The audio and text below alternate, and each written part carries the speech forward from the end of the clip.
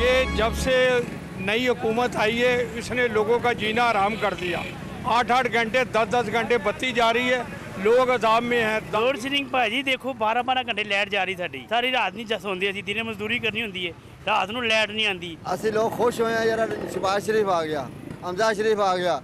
इन्हें क्या किया अमेरिका ने रल के इन्हें तेल महंगा किया, ना गैस है ना बिजली है ना पानी है, ये गरीब लोग किधर जान। जनाब इतनी आसानी ना जिंदगी दे विच ना लोड शेडिंग नहीं देखी। मेरा हाल देख रहे हो तुहाडे सामने खड़ा बुढ़ा बंदा, साडे घर 2 मरीज हैं, मैं खुद दिल दा मरीज हां। जे अगर ये हालत रही ते असीं तो मर जसां। अल्लाह वास्ते इन हुकूमत वालियां नूं असीं हाथ बांध के ना इल्तिजा करते हैं कि यार इसदा कोई तदारक करो। मैं तो इस बात पे हैरान हूँ कि जिस दिन शहबाज शरीफ आए थे उन्होंने कहा था कि ये 18-20 यूनिट जो बंद पड़े हुए हैं तो मैंने उसमें से 14 यूनिट चलवा दिए और मामूली बेड टूटी हुई थी, किसी का कुछ हुआ था, तब तक बिल्कुल लोड शेडिंग नहीं थी, 1 घंटे की भी नहीं थी। जिस दिन से उन्होंने ये 18 यूनिट ठीक कराए हैं ना, उस दिन 1 घंटे के बाद 2 घंटे अब बत्ती जाती है हर जगह पे। न्याजी साहब से आवाम बहुत तंग थी महंगाई की वजह से, और दोबारा नून लीग को चांस मिला। अगर दोबारा आना चाहते हैं अक्सरियत के साथ इलेक्शन में, तो इनको चाहिए कि ये पेट्रोल डीजल की कीमतें कंट्रोल करें और ये लोड शेडिंग का मसला हल करें।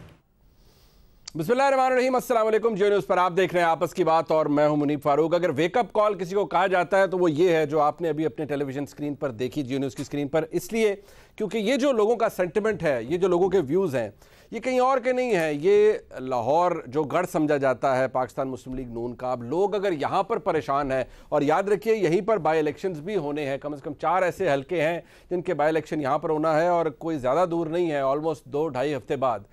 अगर लाहौर के अवाम इस वक्त सरापा एहतजाज है, लोग ये कह रहे हैं कि एक तरफ महंगाई है, चले महंगाई तो एक ऐसा फैक्टर है कि शायद चलें आपने ज़िंदा रहना है, साथ साथ चलना है, बिजली है, आपने सोना भी है, उसके बगैर गुजारा नहीं होगा। एक आम आदमी, गरीब आदमी अगर रात को भी अपने घर में पंखा चला के नहीं सो सकता और उसके पास बिजली नहीं है और वो पंजाबी में कहा जाता है कि खजल हो रहा है, तो ऐसी सूरत हाल में वो दुआ तो यकीनी तौर पर नहीं देगा। वो सवाल उठाएगा, वो ये सवाल उठाएगा कि आप जब ये क्लेम करते रहे हैं कि आप मामलात को ठीक कर सकते हैं तो आपको इतना टाइम क्यों लग रहा है। शहबाज शरीफ साहब के लिए, हमजा शहबाज शरीफ साहब के लिए ये एक वेकअप कॉल होनी चाहिए और उनको पता होना चाहिए कि लोग महंगाई के ऊपर भी बिलबिला रहे हैं, लेकिन उससे ज़्यादा इस गर्मी के अंदर वो लोड शेडिंग से भी परेशान है। मामलात और भी बहुत से हैं पाकिस्तान की सियासत के अंदर। हम हमेशा ये कहते हैं कि there is never a dull moment. आपको रोज़ कुछ ना कुछ ऐसा मवाद मिल जाता है जिस पर बात होती है, चाहे वो तोशाखाना ही क्यों ना हो, घड़ियाँ बेचने की एपिसोड क्यों ना हो, शाह महमूद कुरैशी साहब की तरफ से कोई नया बयान ना हो, और फवाद चौधरी साहब ऐसे मामले में कैसे पीछे रह सकते हैं।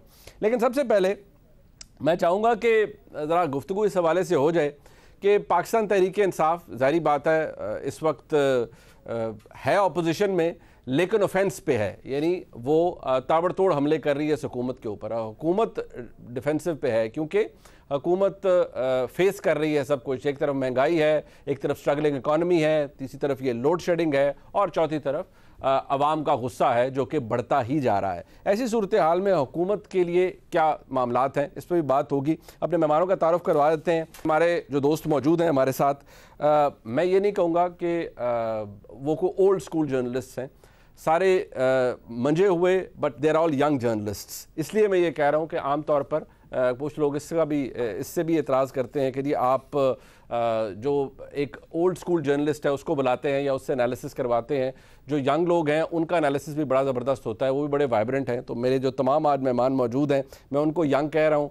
यकीनी तौर पर मेरे इस कॉम्प्लीमेंट से वो खुश भी होंगे, अगर नहीं होंगे तो मैं कुछ नहीं कर सकता, लेकिन मैं उनका तारुफ आपसे करवा देता हूँ। जनाब शहजाद इकबाल साहब हमारे साथ मौजूद हैं।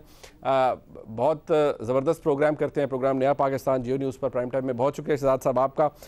जनाब मंसूर अली खान साहब हमारे साथ मौजूद है, समा न्यूज़ पर अपना प्रोग्राम करते हैं, बहुत शुक्रिया मंसूर साहब आपका। और जनाब अतर काज़मी साहब, उनको आप जानते हैं, रिपोर्ट कार्ड में आप उनका तज्जिया सुनते हैं और अक्सर और उनकी और जो रिपोर्ट कार्ड के अंदर ऑन पैनलिस्ट है उनकी नोक झोंक भी बड़ी ज़बरदस्त होती है। काज़मी साहब आपका बहुत बहुत शुक्रिया। सबसे पहले मैं ज़रा एक थोड़ा सा जनरल कमेंट इस हवाले से ज़रूर लें। शहजाद साहब, टू स्टार्ट विद, पहले ज़रा ये बताइएगा, ऑब्वियसली आप कम से कम मेरे से तो बहुत ज़्यादा बेहतर समझते हैं ये economy and all that, but हम उस डिटेल में नहीं जा रहे इकॉनमी में। ओवरऑल ज़रा सेंटिमेंट की बात करो, फिर मैं स्पेसिफिक्स पर आऊँगा जो इशूज़ हैं। इस वक्त क्या इंप्रेशन क्या मिल रहा है? ऑब्वियसली आप बीइंग अ जर्नलिस्ट जाते हैं बाहर, लोगों से मिलते हैं, और आपका और हमारा काम भी यही है। इस वक्त क्या इंप्रेशन क्या है कि गवर्नमेंट स्ट्रगल कर रही है, इकोनॉमी को ठीक करने की कोशिश कर रही है, but there is light at the other side of the tunnel, ठीक हो जाएगा, ये इंप्रेशन मिलता है या नहीं यार फारग है, कुछ भी नहीं है, कुछ नजर नहीं आ रहा, या ये सेंटिमेंट आपको मिलता है?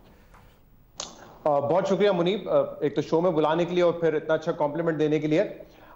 हकीकत यह है कि इस वक्त सेंटिमेंट बहुत ज्यादा नेगेटिव है और उसकी कई वजूहत हैं। एक तो ऑब्वियसली जब हुकूमत संभाली है इस कोalition गवर्नमेंट ने तो कुछ इश्यूज थे, ज्यादा टेक्निकल नहीं हुआ, लेकिन करंट अकाउंट का एक मसला होता है, जब डॉलर डेफिसिट होता है तो मुल्क हमेशा जो है वो हम कहते हैं कि दिवालिया के करीब आ गया और फिर IMF की जरूरत पड़ती है, तो ये सूरत हाल तो थी।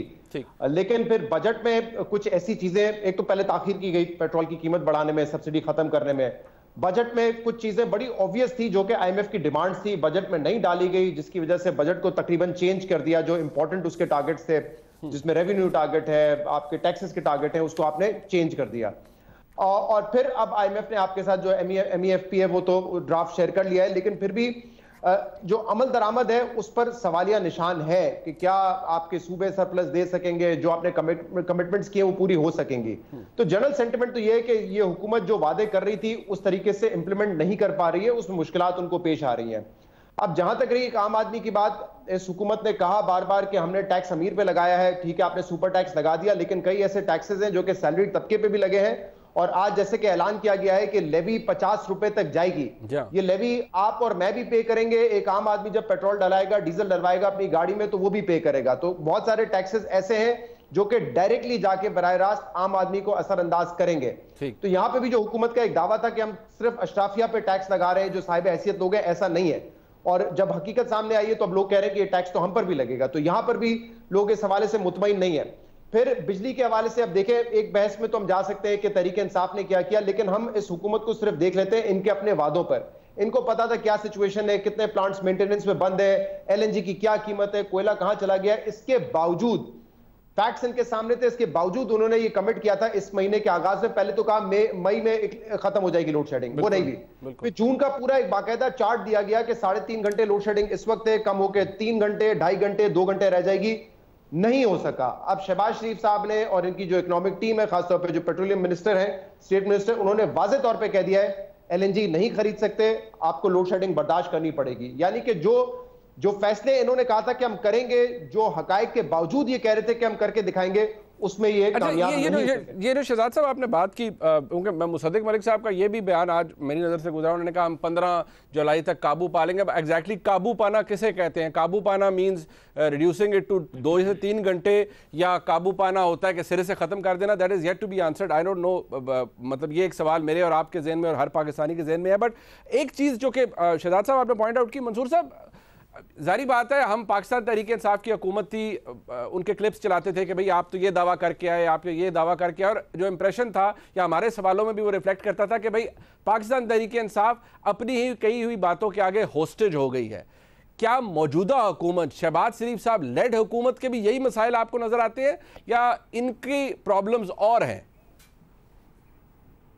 नहीं, मेरे ख्याल में काफ़ी हद तक मिलती जुलती प्रॉब्लम्स हैं, और मैं एक्चुअली इस सारी चीज़ को एक डिफरेंट एंगल से देखता हूँ। देखिए, ये अभी तो थोड़ी देर पहले शहजाद भाई जो सारे फैक्ट्स एंड फिगर्स दे रहे थे, दे वर एब्सोल्युटली करेक्ट, मतलब फैक्चुअल बात कर रहे थे, नंबर गेम्स के साथ बता रहे थे कि इस वक्त हमारी सिचुएशन क्या है।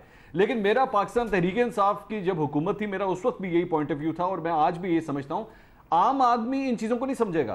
आप एक आम आदमी को, एक रिक्शे वाले को, एक आदमी जो मोटरसाइकिल पे जा रहा है, वो 9 to 5 जॉब करता है, मैं मिसाल के तौर पे अभी ये बैठा हूँ, आपके कैमरामैन यहाँ पे, मैं उनको बैठ कर वो उनसे डिस्कशन करूँ जनाब महंगाई हो गई, तो वो मैं उनसे कहूँ यार एक्चुअली चक्कर क्या है। वो चक्कर ये है कि इंटरनेशनल ऑयल प्राइसेस के अंदर डॉलर जो है वो $111 पर बैरल हो चुका हुआ है, और हमें यहाँ पे रेमिटेंसेस जो है वो इस तरह आ रही हैं, एक्सपोर्ट्स इस तरह। उसने कहना है यार मेरा दिमाग ना खराब कर मेरे भाई, क्यों मेरा टाइम ज़ाया कर रहा है? सही है, मेरे लिए सीधी सी बात है कि मेरे जो घर का ग्रोसरी का बिल आता है ना भाई, वो इतने का आता है। मेरे जो बिजली का बिल आता है वो पहले इतने यूनिट पे इतने का आता था, अब इतने का आता है।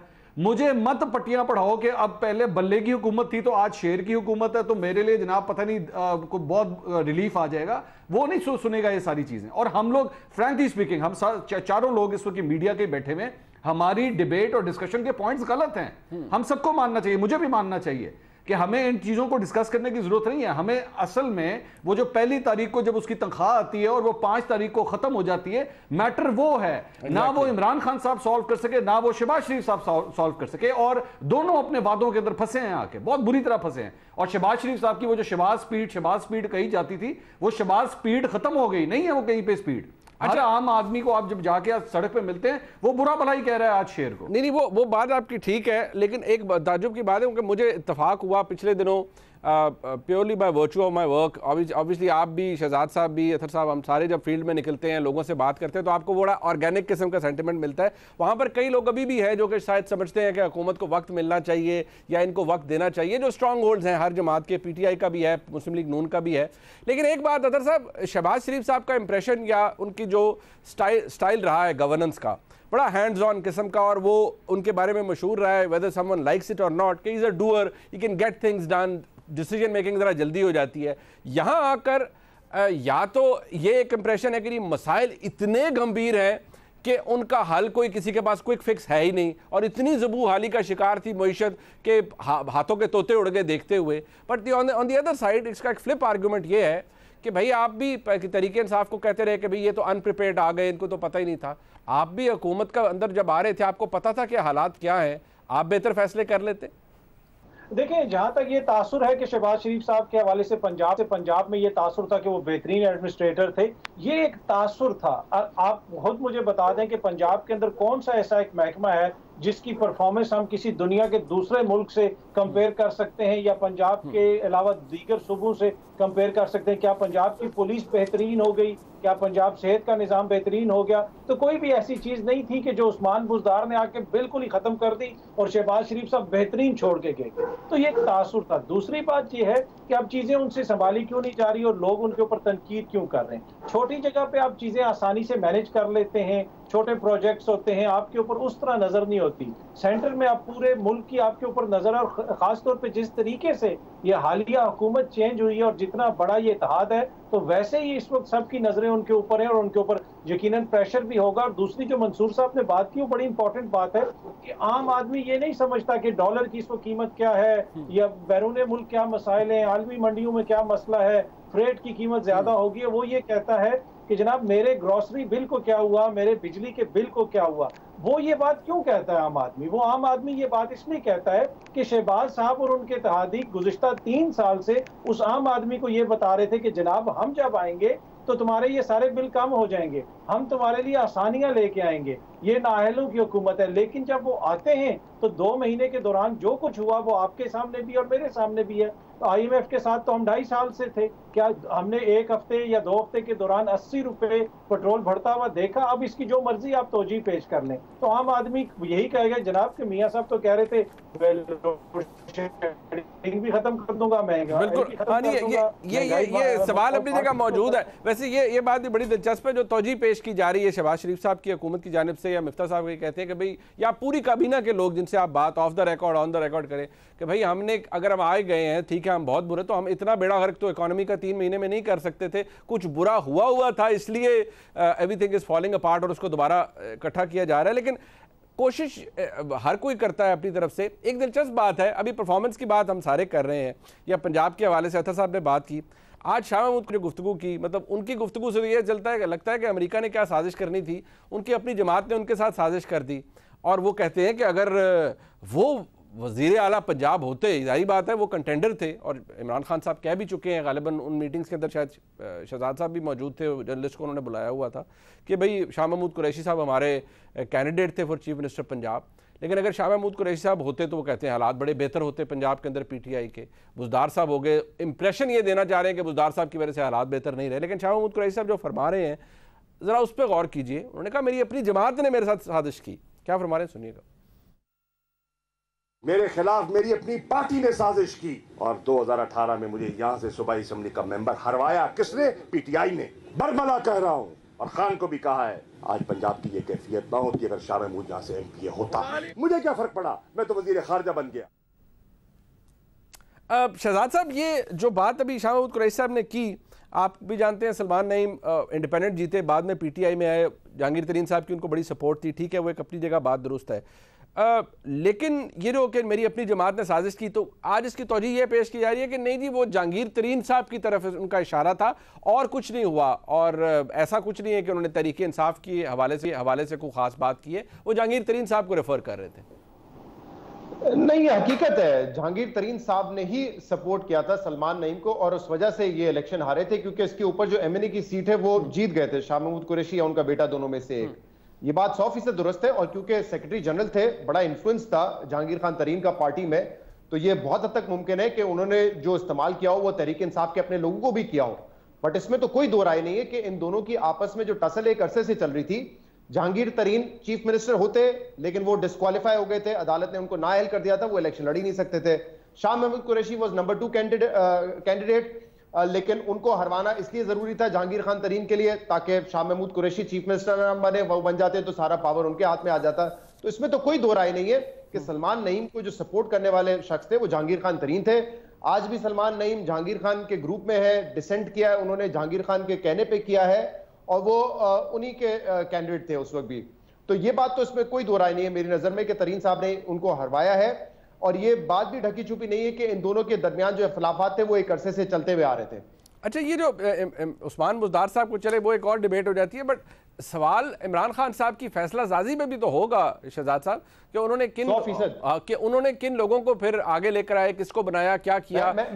मैं आपको बताता हूँ मुनीब, आप बिल्कुल ठीक कह रहे हैं, जाहिर सी बात है ऐसा हो नहीं सकता कि आपको और मुझे एक बात पता है कि किसने सपोर्ट किया और इमरान खान को नहीं पता हो। इमरान खान को यह पता था, और जब सलमान नईम को फिर पार्टी में शामिल किया जा रहा था, शाह महमूद कुरैशी ने उस वक्त भी एहतजाज किया था कि ये इस शख्स ने मुझे हराया है, सपोर्ट लेके विद इन द पार्टी हराया है, इसको आप ना पार्टी में शामिल करें।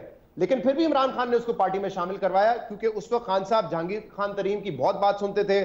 जैसे वो दूसरे इंडिपेंडेंट्स को लेके आ रहे थे, सलमान नईम को भी लेके आए और इमरान खान ने कबूल कर लिया उसको। बिल्कुल ठीक कह रहे हैं आप। अच्छा, ये एक दिलचस्प बात है कि जब ये सारा सिलसिला शुरू हो गया, अब वो कहते हैं ना पुल, बहुत सा पानी पुलों के नीचे से गुजर चुका है मंसूर साहब, लेकिन दिलचस्प बात यह है कि अब पाकिस्तान तहरीक इंसाफ जब हुकूमत में नहीं है, जनाब फवाद चौधरी साहब वो बहुत सी गुफ्तगू ऐसी है जो वो किसी एक के हवाले से नहीं, वो सब के हवाले से कर रहे हैं। अब आपने अदलिया के हवाले से जो गुफ्तगू उन्होंने की, जिसको पर फरोग नसीम साहब ने कॉन्ट्रडिक्ट किया कि नहीं वो गलत नहीं कर रहे, दरोगोई कर रहे हैं। अब कुछ बातों के ऊपर फवाद चौधरी साहब शायद रियलिटी भी बता रहे हैं कि भाई क्या क्या गलती हुई। अब फॉर्मर DGI के हवाले से फवाद चौधरी साहब क्या फरमा रहे हैं? एस्टैब्लिशमेंट के साथ आखिरी वक्त में आपके तल्लुकात बहुत ज्यादा खराब हो गए। गवर्नमेंट से एक लड़ाई से ज्यादा एक गलतफहमी की बुनियाद पे हो। क्या गलतफहमी? यही आर्मी चीफ वगैरह के ऊपर, जो आर्मी चीफ जनरल फैज साहब के ऊपर, वो एक मतलब एक कॉम्प्लेक्स पॉलिटिक्स होती है, उसमें मेरा नहीं ख्याल कि हाँ, आपको ख्याल है कि एस्टैब्लिशमेंट को मिसलीड किया गया आपके बारे में? Yes at one point. Yes at one point. Majid भी फरमा रहे थे कि उनकी हुकूमत की गलतियां क्या थी। ये गलतियों का मसला ये है कि इनका इदराक उस वक्त नहीं होता, हाइंडसाइट से ही होता है। शायद गलती की अपनी फितरत ऐसी है कि वो बाद में ही नॉक करती है, आपको बताती है, क्योंकि फैसले कर लिए जाते हैं, फैसले अच्छे बुरे नहीं होते, फैसलों के नतीजे अच्छे बुरे होते हैं, शायद ये वजह है। लेकिन फवाद चौधरी साहब मजीद कुछ बात कर रहे हैं, वो भी सुनिए। जो पॉलिटिक्स थी ना हमारी, वो बहुत ज्यादा आउटसोर्स थी। वो पॉलिटिक्स हमें करनी चाहिए थी खुद सारे फैसले कोई और करता था, जो पॉलिटिक्स हमारी आउटसोर्स थी। उसके बाद जो मिनिस्ट्रीज इंपॉर्टेंट थी, जो की मिनिस्ट्रीज होती हैं आपकी, देखिए ना 9-10 मिनिस्ट्रीज हैं जो आपकी बेसिक फैसले करती हैं। वजीर खजाना होता है, वजीर खारजा होता है, वजीर दाखिला होता है, दाखिला है, इंटीरियर मिनिस्ट्री है, फिर लॉ मिनिस्ट्री है। ये मिनिस्ट्रीज जो है वो हमने आउटसोर्स कर दी। मिनिस्ट्रीज आउटसोर्स कर दी थी, एक ये भी मसला हुआ। लेकिन इमरान खान साहब कहते रहे कि उनकी तमाम मिनिस्टर्स ने बड़ी ब्रिलियंट परफॉर्मेंस दी है। अब मंसूर अली खान साहब, ये 2-3 बातें हैं। ये एक तो ये गलती का जो इदराक है वो शायद हुकूमत में जाने के बाद ही होता है, हर एक को बाद में ही समझ आती है। लेकिन मसला ये है कि गलती हो जाती है और अगली दफ़ा हुकूमत में आके हम दोबारा उस गलती को दोहराते हैं। पता नहीं तहरीक इंसाफ ये करेगी या नहीं करेगी अगर दोबारा जब भी वो हुकूमत में आएंगे। लेकिन फवाद चौधरी साहब जो कह रहे हैं इट्स रियलिटी बेस्ड, या इसमें आपको एग्जैजरेशन लग रही है? अच्छा मुनीब साहब, मैं ना आपके इस पूरे सवाल के हवाले से 2 वाकयात आपके साथ शेयर करने हैं, और इस खबर को कोई चैलेंज कर दे तो मैं हाजिर हूं, लेकिन मुझे जरा टाइम दीजिएगा, ठीक है? ये जो थोड़ी देर पहले अभी आपने बात की ना शाह महमूद कुरैशी साहब की, इस बात का और एक्चुअली जो अभी शॉर्ट्स आपने सुनाए हैं, ये दोनों आपस में कनेक्टेड है। मैं आपको बताता हूं किस तरह। उस्मान बुज़दार को वज़ीर आला बनाने का फैसला क्यों हुआ था, इसकी क्या वजह थी? इसकी वजह थी 2013 से लेकर 2018 के दरमियान परवेज खटक ने जिस तरह वजारत आला का मनसब संभाला था ना केपी के अंदर, इमरान खान साहब से उनकी बड़ी खटपट होती थी। वो इमरान खान साहब की कई बातों को एक्सेप्ट नहीं करते थे, और ये बात इमरान खान साहब ने चंद जगहों के ऊपर एक्चुअली लिख के व्हाट्सएप के ऊपर मैसेजेस करके ये कही हुई है बात कि जी परवेज खटक मेरी बात नहीं मानता था। ठीक है, उसके बाद जब 2018 में ये इलेक्शंस जीते तो उसके बाद मुख्तलिफ कैंडिडेट्स जो थे वो वजारत आला की दौड़ के अंदर आए, जिसमें कौन कौन शामिल था? जिसमें सब्तैन खान शामिल थे, जिसमें अलीम खान शामिल थे, शाह महमूद कुरैशी शामिल थे, मियां असलम इकबाल शामिल थे, और फवाद चौधरी साहब खुद भी शामिल थे। बिल्कुल। इमरान खान साहब ने चूंकि 2013 से 18 का वो जो एक्सपीरियंस हो चुका था, वो किसी पावरफुल बंदे को ये कुर्सी देना नहीं चाहते थे, जिसकी वजह से एक एक करके सबको या तो साइड किया गया, साइडलाइन कर दिया गया, या कहीं ना कहीं उनको जिसे कहते हैं ना खुडे लाइन ला देना, तो या तो खुडे लाइन लगा दिया गया ताकि कम से कम मेरी वजारत आला के हवाले से पाकिस्तान तहरीक इंसाफ में कोई किसी किस्म की आपस में फ्रेगमेंटेशन ना हो, कोई आपस में टूट फूट ना हो, और मैं एक ऐसा बंदा ला के बिठा दूं जो यस सर का काम करे, इस्लामाबाद से बैठ के मैं पूरे पंजाब को कंट्रोल करूं। इसकी वजह से बुज़दार साहब को लाया गया। दूसरी बात ये, एक दूसरा वाकया जरा वो भी सुन लीजिए, सॉरी मैं आपका टाइम ले रहा हूं। नहीं, दूसरा वाकया क्या था, एक दफा पाकिस्तान तहरीक इंसाफ के तकरीबन 5 या 6 सीनियर लीडर, जिसमें असद उमर, शाह महमूद कुरैशी, चौधरी सरवर, फवाद चौधरी, ये सब शामिल थे, मैं बड़े बड़े नाम ले रहा हूं। ये इमरान खान साहब के पास गए और इमरान खान साहब को उन्होंने कहा कि जनाब हमने जो है ना पंजाब के अंदर बहुत कुछ ठीक करना है, पंजाब में हमारा बहुत बुरा हाल हो रहा है, तो हमें उसके लिए कुछ करने की जरूरत है।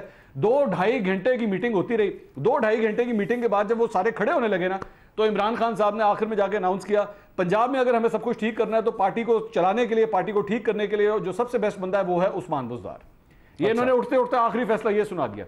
जब उन्होंने ये सुनाया ना, तो वो 5-6 बंदे अपना सर पकड़ के बैठ गए कि हम आपके लिए आए किस लिए थे और हम डिस्कशन करने किस लिए आए थे। जब वो सारे चले गए वहां से, इमरान खान साहब भी चले गए, सब चले गए, तो वहां पे ये सब लोग जो बैठे हुए थे, तो सबने वहां पे बैठ के कहा यार हम लोग कितने बेवकूफ लोग हैं, हम कहते हैं इमरान खान साहब को सियासत नहीं आती, इन्होंने इतने बड़े बड़े बंदे, मतलब ये जितने बड़े बड़े नाम जो सीएम के लिए आए हुए थे, सबको उठा के खुडे लाइन लगा दिया, सबको फारिग कर दिया। इमरान खान साहब से ज्यादा सियासत किसको आती है? ये बार बार कहते हैं 26 साल की जद्दोजहद, 25 साल की जद्दोजहद, सारा कुछ मैंने किया। आपके ख्याल में ये जब आर्मी चीफ का मसला हो रहा था या जो कुछ भी हो रहा था, इमरान खान साहब इतने भोले हैं, इतने वो मासूम हैं कि उनको नहीं पता था इसके रिप्रिकॉशंस क्या हो रहे थे?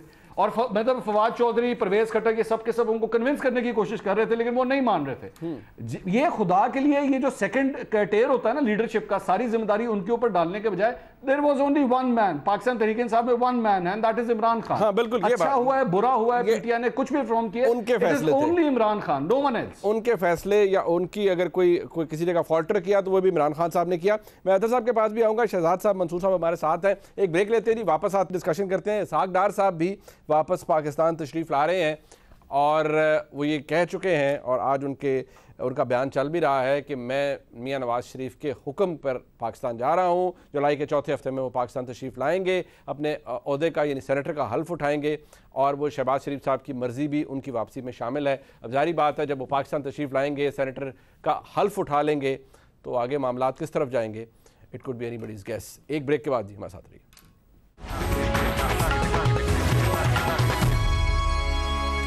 एक दफ़ा फिर आपको खुशामदीद कहते हैं। अतर साहब, before we could go to the next issue या नेक्स्ट मामलात के ऊपर, जारी बात है साक डार साहब भी पाकिस्तान तशरीफ ला रहे हैं, लेकिन एक बात है कि जितनी करोफर से आज फवाद चौधरी साहब अदलिया के बारे में बात कर रहे हैं, उन्होंने बात कर दी कि वो ग्रीन बेल्ट के ऊपर फलाना था, हमने तो ये कहा जजेस को प्लॉट क्यों दे रहे हैं, फ्लांट कर रहे हैं, बड़ा गलत था, वो भी ये बात कर गए। और कुछ दिन पहले उन्होंने कहा दी कि ये सब इस्टेब्लिशमेंट है, ये प्लेयर हैं, पॉलिटिकल प्लेयर्स हैं, उन्होंने पाकिस्तान के इस्टेब्लिशमेंट को कह दिया। लेकिन आप ये भी देखिए, अभी जो मंसूर साहब ने भी वाक़यात कोट किए हैं, शहजाद साहब ने भी बताए, बहुत से मामलात ऐसे हैं जो कि शायद डिलिबरेटली फिर पाकिस्तान तहरीक इंसाफ की क़यादत यानी जनाब इमरान खान भी चाहते थे कि वो अपनी मर्ज़ी से किसी इदारे को चलाएं और वो इदारा भी उनके नीचे ही ताबे होकर काम करे, जो कि ज़ाहिर बात है फिर किसी को काबिल कबूल नहीं था। देखिए, जहाँ तक ये ताल्लुक है कि पॉलिटिकल प्लेयर्स हैं, वो हमारी हिस्ट्री बताती है कि कौन कितना पॉलिटिकल प्लेयर है, किसने कितना हिस्सा डाला, तो वो ऐसे फैक्ट्स हैं, उससे तो आप कोई भी डिनाई नहीं कर सकता। बाकी जो भी हुकूमत होती है उसकी ये ख्वाहिश होती है कि हम चीजों को संभालें, लेकिन इमरान खान के ऊपर तो तनकीद ही सिर्फ एक होती थी कि इसको सिलेक्टर्स लेके आए हैं, सारी मिनिस्ट्रियां वो चला रहे हैं, सारी तैनातियां वो कर रहे हैं, सब कुछ उनके हुक्म पे हो रहा है। तो ये तो तनकीद 3 साल से ऑपोजिशन करती थी। अब एकदम से अगर ऑपोजिशन ये कहेगी कि नहीं जी इमरान खान सब कुछ चलाना चाहता था और वो दूसरे इदारों में भी मुदाखलत कर रहा था, तो उसको बाय करना थोड़ा सा मुश्किल होगा। बाकी ये है कि जो ताल्लुकात खराब हुए, यकीनन मुझे पता है कि जिस तरह यहाँ पे पहले भी जिक्र हुआ, ये नहीं हो सकता कि खान साहब को पता नहीं था कि ताल्लुकात खराब होंगे मेरे फैसलों से। और जो शाह महमूद कुरैशी साहब की बात हुई, अगर वो खान साहब के कैंडिडेट होते तो क्या हुआ अगर एक सीट से वो हार गए थे, उनको किसी और जगह से जितवा के चीफ मिनिस्टर बना दिया जाता। खान साहब के चीफ मिनिस्टर जो थे वो उस्मान बुज़दार ही थे। खान साहब जब तक खुद रहे उस्मान बुज़दार भी रहे। तो ये कहना कि खान साहब की ख्वाहिश थी कि शाह महमूद कुरैशी साहब बने, मेरा नहीं ख्याल कि उनकी ये ख्वाहिश थी। हाँ, ये बात वैसे आपकी दुरुस्त है, क्योंकि एक बड़ा तारीखी वाक़या है। वो जब भी याद होगी वो मंसूर साहब को भी और शहजाद साहब को भी और गालिबन आपको भी, कि जब ये वज़ारत आला का डिसीजन होना था तो मैंने देखा फवाद चौधरी साहब को और अलीम खान साहब को एक किसी फ़ोटो के अंदर वो बगलगीर हो रहे हैं और कहते हैं, फवाद चौधरी साहब मोहब्बत में ये कह रहे हैं कि मैं जी इनके हक़ में हूँ जो अलीम खान साहब बन जाएं, और अलीम खान साहब कह रहे हैं फवाद चौधरी साहब को। तो वो देखकर मुझे पता लग गया था कि कम से कम ये दोनों तो नहीं बन रहे, क्योंकि इनका काम जो है वो तमाम हो गया है। क्योंकि बहुत ज़्यादा एस्पायर कर रहे थे फवाद चौधरी साहब भी, और उसके लिए बहुत सर तोड़ कोशिशें, ज़ाहिर बात है वो कर रहे थे। मेंटली भी उन्होंने खुद को ऑलमोस्ट वज़ीर आला पंजाब तस्वर कर लिया, एंड राइटली सो, ऑब्वियसली वो एक इंटेलिजेंट शख्सियत है। दिलचस्प है कि शहजाद साहब आज जो हुकूमत है उसके अंदर भी बहुत कुछ हो रहा है। अब इसहाक डार साहब आ रहे हैं, अब यू नो दी इकोनॉमी, और मैं अगेन आपसे रिक्वेस्ट करूंगा ज़रा टेक्निकल ना जाइएगा, बट आप मिफ्ता साहब के साथ भी मैं आपका कुछ दिन पहले प्रोग्राम देख रहा था, जाहिर बात है आपने इकोनॉमी में पहले भी प्रोग्राम्स किए। अब ये इंप्रेशन आ रहा है कि नहीं वो डारनॉमिक्स की तरफ वापस जा रही है पाकिस्तान की इकोनॉमी, और इसहाक डार साहब is being brought in just to fix things up, कि वो चीज़ों को ज़रा रिवर्स गेयर लगाएं, डॉलर को पीछे धकेलें और मामलात को ज़रा बेहतर करें। और यही लग रहा है कि शायद इसहाक डार साहब ही आके वजारत खारजा का वजारत ख़जाना का कलमदान उनके पास चला जाएगा। इज़ इट सो, या we are too early in making a judgement on this कि नहीं यार इतनी जल्दी नहीं, maybe is just coming back to assist. पहले अभी मंसूर भी आपने बात की थी कि आम लोगों को समझ नहीं आता। ये बिल्कुल ठीक है, आम आदमी को समझ नहीं आता, बट हमारी कहीं ना कहीं रिस्पॉन्सिबिलिटी बनती है क्योंकि हम समझाएं। अगर नहीं समझाएंगे तो इन्हीं पॉपुलर इश्यूज पे ये सियासतदान सियासत करते रहेंगे। जब ऑपोजिशन में होंगे सिंपलिस्टिक सोल्यूशन बताएंगे कि आप आए ये कर दें फलाना कर दें चीजें ठीक हो जाएंगी, लेकिन जब वही लोग इख्तिदार में आते हैं तो वो कर नहीं पाते क्योंकि उनको पता है कि मुश्किल फैसले करने पड़ते हैं। तो हम थोड़ा सा एजुकेट करें अवाम को, ताकि अवाम को बार बार ये चूना लगाने में कामयाब ना हो जाए जब ऑपोजिशन में होते हैं, क्योंकि इख्तिदार में आके बिल्कुल मुख्तलिफ फैसले करते हैं। डार साहब से मैंने भी कल पूछा कि सुना आपकी खबरें हैं आने की, तो उन्होंने कहा बिल्कुल एंड ऑफ जुलाई में पाकिस्तान वापस आ रहा हूं और मुझे ओहदा मिलेगा फाइनेंस मिनिस्ट्री का या कोई और ओहदा मिलेगा, ये आखिर में पार्टी क़यादत का फैसला होता है, पार्टी लीडरशिप का फैसला होता है, तो इट्स टू अर्ली टू से। बट ये खबरें गर्म है। राना सनाउल्लाह साहब से 2 दिन पहले शाहजेब ने पूछा था, शाहजेब खानजादा ने, तो उन्होंने कहा कि मिफ्ता इस्माइल ने तो बाकायदा मीटिंग में कहा था कि मैं उनके अंडर भी काम करने के लिए तैयार हूं, अभी भी उनसे एडवाइस लेता हूं। तो कहीं ना कहीं ये बात जरूर चल रही है। बट अगेन फिर वही बात होगी मुनीब के, कोई और होता इस वक्त, कोई और फाइनेंस मिनिस्टर होता तो क्या वो बेहतर फैसले कर लेता? क्या वो IMF की कंडीशंस को नहीं मानता? हम 2013 में जब इसहाक डार साहब फाइनेंस मिनिस्टर बने थे, हालात टोटली मुख्तलिफ थे, टोटली मुख्तलिफ हालात थे। मैं फिर नंबर गेम में नहीं जाऊंगा, कॉम्प्लिकेटेड हो जाएगा, लेकिन उस वक्त के हालात मैनेज करना आसान थे। IMF उस वक्त आपके ऊपर वो रिस्ट्रिक्शंस नहीं रख रहा था। अब एक तो आपके वैसे ही ताल्लुकात इनखला के बाद और फिर खान साहब ने जो बयानिया बनाया अमेरिका के साथ कोई बहुत आइडियल नहीं रहे हैं, लेकिन इस वक्त मैं आपको बताऊं कि IMF इस हद तक भी सोच रहा था कि पाकिस्तान को ये प्रोग्राम नहीं देगा। ये जो आखिरी दिनों में अमेरिकन एम्बेसडर से मुलाकात हुई मिफ्ता इस्माइल साहब की और आयशा गौस पाशा साहिबा की, उसकी वजह से हमें ये प्लान मिला है। अच्छा। ये बात तय थी कि कोई कंसेशन एक्स्ट्रा नहीं मिलेगा, लेकिन वो शायद प्रोग्राम ही नहीं मिलता हमें अगर आखिर में अमेरिका जो है वो नहीं सपोर्ट करता पाकिस्तान को इस बात पे। अच्छा।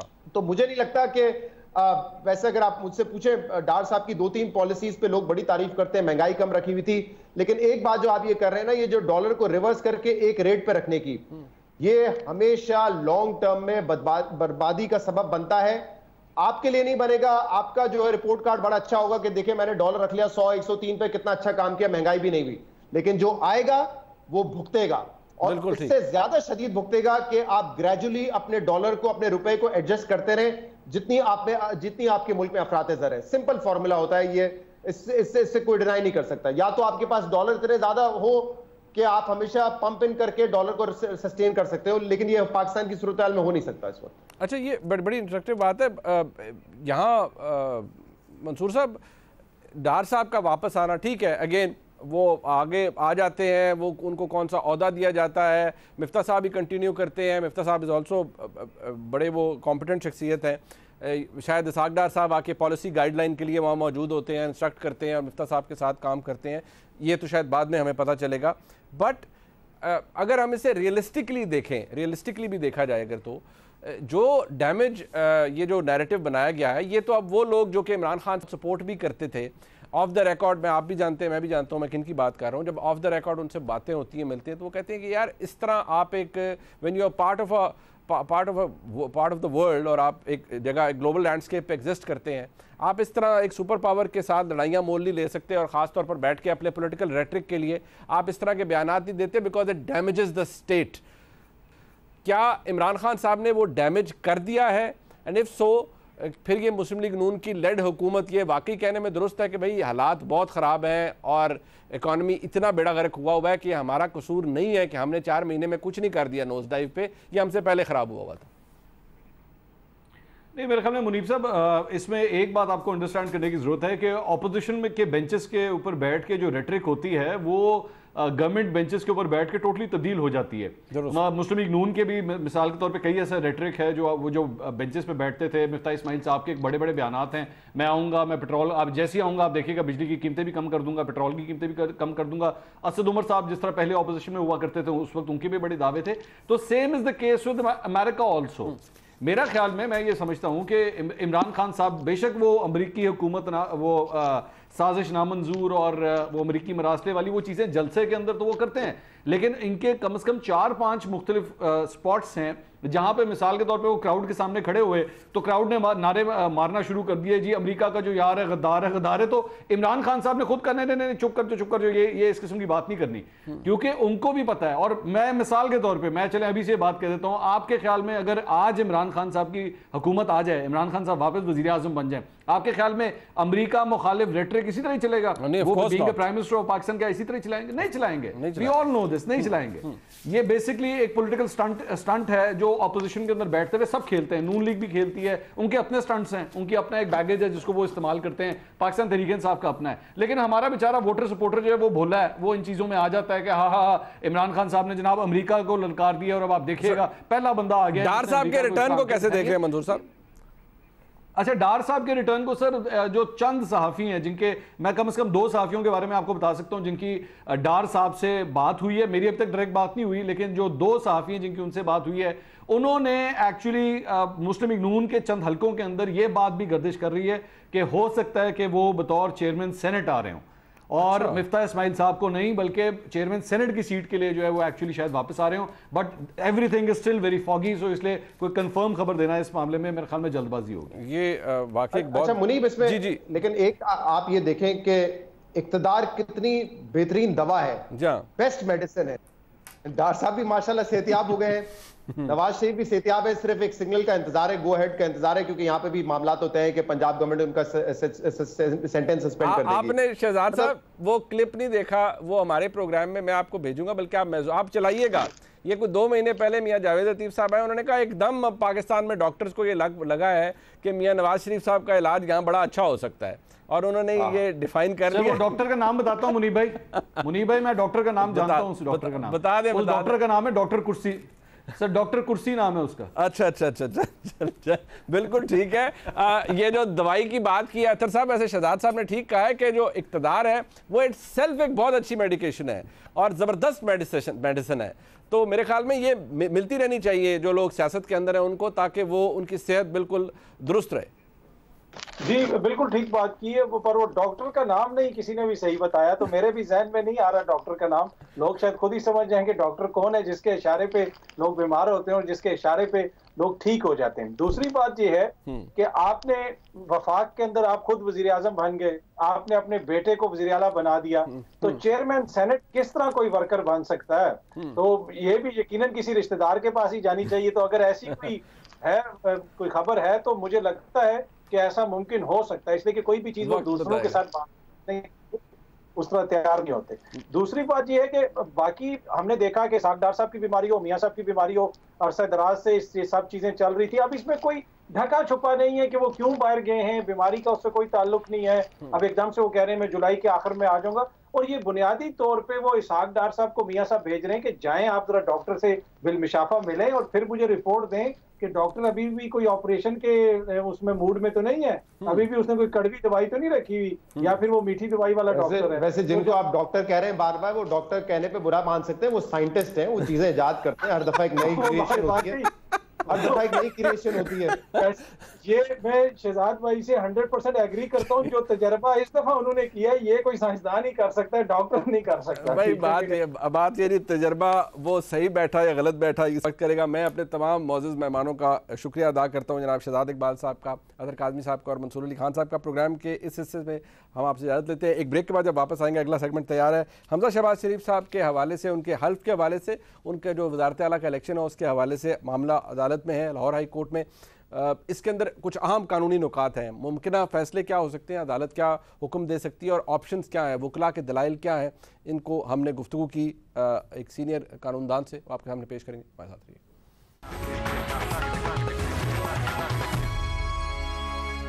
पंजाब में वज़ीर आला पंजाब का इंतखाब आज इन क्वेश्चन है, और ये अब से नहीं, जब से हमजा शहबाज शरीफ साहब ने ओहदे का हल्फ उठाया है। ना सिर्फ उनका इंतखाब इन क्वेश्चन रहा, फिर उनका जो हल्फ एडमिनिस्टर किया गया, गो के वो लाहौर हाई कोर्ट के सिंगल बेंच के फैसले के बाद ही एडमिनिस्टर किया गया, स्पीकर नेशनल असम्बली ने वो हल्फ लिया, लेकिन उसके ऊपर सवालात उठते रहे हैं। अब ये मामला ऑनरेबल लाहौर हाई कोर्ट के सामने है, 5 रुकनी लार्जर बेंच इसकी समाअत कर रहा है। अब दिलचस्प और बड़े इंस्ट्रक्टिव किस्म की ऑब्जर्वेशंस ऑनरेबल जज साहिबान की तरफ से आ रही हैं।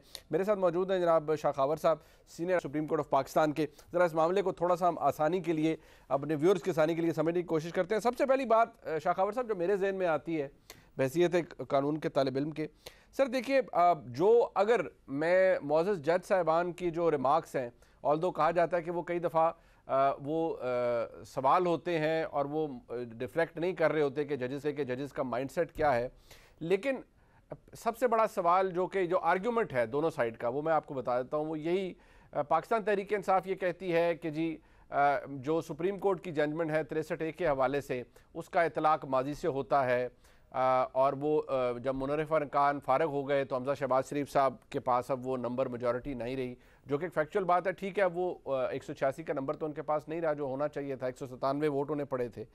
लेकिन आज ही मौजूद जज साहिबान की तरफ से भी ये भी कहा गया कि अगर लोग मुनहरिफ हो भी, उनको डीसीड भी कर दिया गया, तो क्या वो इंतखाब भी कलअदम होगा, ये भी सवाल उठाया गया ऑनरेबल जज साहिबान की जानिब से।